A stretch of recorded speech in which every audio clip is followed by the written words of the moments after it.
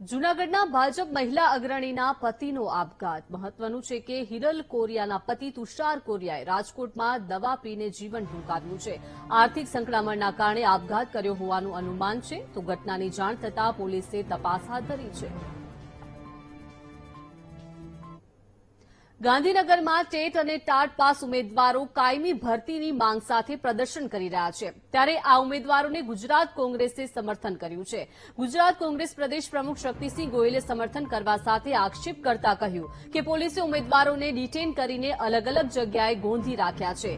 ઉમેદવારોના મોબાઈલ પણ લઈ લેવામાં આવ્યા છે। વધુમાં શક્તિસિંહ ગોયલે અટકાયત કરેલા ઉમેદવારોને મુક્ત કરવાની માંગ કરી છે, તો સાથે તાત્કાલિક કાયમી ભરતી કરવાની પણ માંગ કરવામાં આવી છે।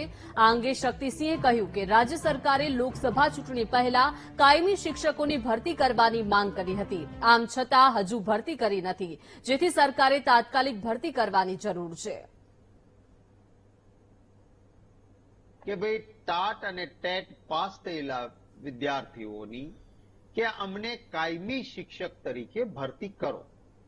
ચૂંટણી પહેલા આજ સરકારે, કારણ કે મતો લેવાના હતા એટલે વાત કરી હતી કે 15 જૂન સુધીમાં આ બધી ભરતીઓ કરી દઈશું। હવે 15 જૂનના બદલે આજે 18 જૂન થઈ, તો આ યુવાનો માત્ર ગાંધીનગરમાં રજૂઆત કરવા માટે ગયા, અને ગાંધીનગરમાં રજૂઆત કરવા જાય આપણા જ ગુજરાતના યુવાનો, એ કોઈ આતંકવાદી નથી। આ ધોમ ધકતા તાપમાં દીકરીઓ પણ છે, એમાં કેવી રીતે એની સાથે વર્તાવ કરવામાં આવ્યો છે મેં જોઈ કેટલીક વિડીયો।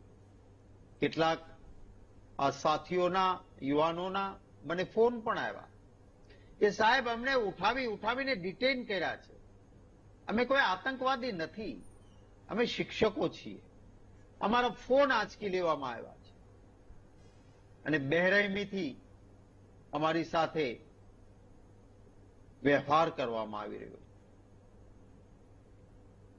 રાજ્યની સરકારી અને ગ્રાન્ટેડ સ્કૂલોમાં શિક્ષકોની જગ્યાઓ ખાલી છે, આમ છતાં સરકારે કાયમી ભરતી કરવાને બદલે ગત વર્ષે જ્ઞાન સહાયકની યોજના લાગુ કરીને 11 માસ માટે કરાર આધારિત શિક્ષકોની ભરતી કરી છે, જેથી રાજ્યભરમાં ઉગ્ર વિરોધ સાથે રોષ ભભૂકી ઉઠ્યો છે। આ અંતર્ગત આજે ટેટ અને ટાટ પાસ ઉમેદવારોએ ગાંધીનગરમાં કાયમી શિક્ષકોની ભરતીની માંગ સાથે વિરોધ કર્યો।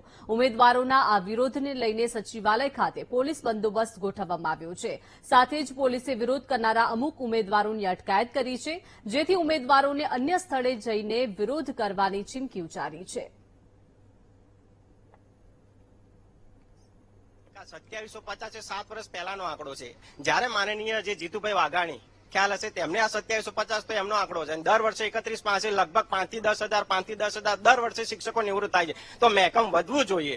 હમણાં તમે જોયું તો કે હમણાં મીડિયા પ્રેસ દ્વારા, ઇલેક્ટ્રોનિક પ્રેસ દ્વારા 73,000 શિક્ષકોની ઘટ બતાવી છે, એ મહેકમ ઘટાડીને સીધું 34,000 ઉપર લાવી દીધું છે। કહેવાનો મતલબ સરકારી સ્કૂલો બંધ થાય અને પ્રાઇવેટ સ્કૂલોને પ્રોત્સાહન મળે તેવી સરકારની નીતિ જોવા મળે છે, જેના લીધે યુપીએસસી જીપીએસસી સમકક્ષ દ્વિસ્તરીય ટાટ 1 2 અને દ્વિસ્તરીય ટાટ 2 પાસ કરીને આજે જે ગ્રેડ પે મળવો જોઈએ નથી મળતો। દરેક શાળામાં એમનું આર્થિક રીતે કોઈ પણ રીતે એમનું શોષણ થાય છે, કામના દ્રષ્ટિએ શોષણ થાય છે। અમારી મુખ્ય માંગણી જે છે, ત્યારે જે ઘણા સમયથી જે જ્ઞાન સહાયક કોન્ટ્રાક્ટ બેઝ લાવી છે સરકાર, એ 11 માસનો કરાર ઉપર લે છે।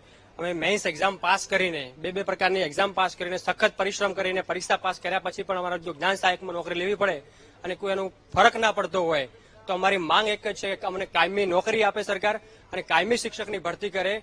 70,000 કરતા વધારે જગ્યાઓ ખાલી પડી છે, 70,000 કરતા વધારે જગ્યાઓ ઉપર અમારી કાયમી શિક્ષકોની ભરતી કરે સરકાર, એ જ અમારી માંગ રહી છે। એના માટે અમે સતત વારંવાર ગાંધીનગર આવીએ છીએ અને વારંવાર અમે આંદોલન કરીએ છીએ, છતાં સરકાર તારીખો આપે છે, સમય આપતી નથી અને માત્ર અમારો કોઈ ડાયલોગ સાંભળવા માંગતી નથી। અને તારીખ આપ્યા પછી પણ જે તારીખે આપી હોય એ તારીખે ફરીથી આવવું પડે છે અને સરકાર અમને કોઈ સાંભળવા તૈયાર પણ નથી। અમારું એવું કેવું છે કે અમને કાયમી ભરતી કરો, બસ અમને કોન્ટ્રાક્ટમાંથી છૂટા કરો, બહુ કંટાળી ગયા છે, છેક અમને પોસ્ટના સુધી અપડાઉન કરવું પડે છે, અમે બહુ કંટાળી ગયા છે, અમને કાયમી કરો બસ। અમને 5 વર્ષથી પરીક્ષાઓ પાસ કરીને આ સરકાર બેસાડી રાખે છે, અમારી રોજગારી છીનવી નાખી છે અને આ સરકારે અમને જ્ઞાન સહાયકનો લોલીપોપ પકડાઈને અમારી જિંદગી બરબાદી કરી નાખી છે। આ સરકાર જોડે અમારી એક જ અપેક્ષા છે કે અમારી કાયમી ભરતી કરે અને અમને આપેલો આ લોલીપોપ એ દૂર કરે, એ જ અમારી માંગણી છે। સુરેશ